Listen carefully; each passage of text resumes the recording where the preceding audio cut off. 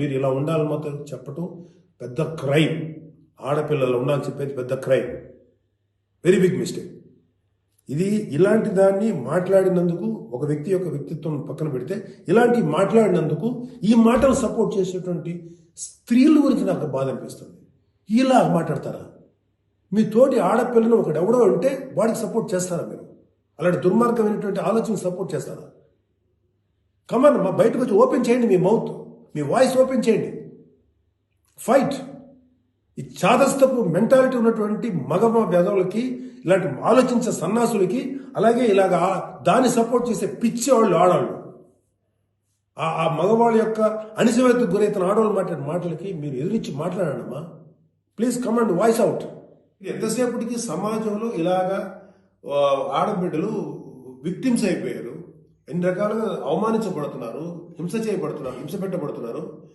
వాళ్ళని మీరు సపోర్ట్ చేయాలి. వాళ్ళని సపోర్ట్ చేయకుండా వాళ్ళ మీద అట్రాసిటీస్ చేసే వాళ్ళని సపోర్ట్ చేస్తారేంటి? ఆడబిడ్డలు కదా, ఎవరైతే నష్టపోయారో వాళ్ళు కదా మీరు సపోర్ట్ చేయాలి.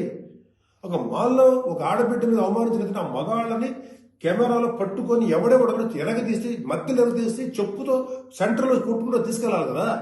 అది కదా మీరు చేయాల్సిన పని. వాళ్ళని అడగాలి కదా, వాళ్ళని శిక్షణ చెప్పాలి కదా. నువ్వు జాగ్రత్తగా ఉండి ఎంత జాగ్రత్తగా ఉండాలి? ఎందుకు ఉండాలి? ప్రతిసారి ఎప్పుడు విక్టిమ్ అయిపోయిన ఆడబిడ్డల మీదే మీరు క్రైమ్ నేరం మోపుతుంటే, వాళ్ళే తప్పు అంటుంటే అంటే పర్లేదు, ఆడబిడ్డల మీద క్రైమ్ చేసిన తప్పలేదు, వాళ్ళు జాగ్రత్తగా ఉండాలి, మగవాళ్ళు మాత్రం ఏమనకూడదా?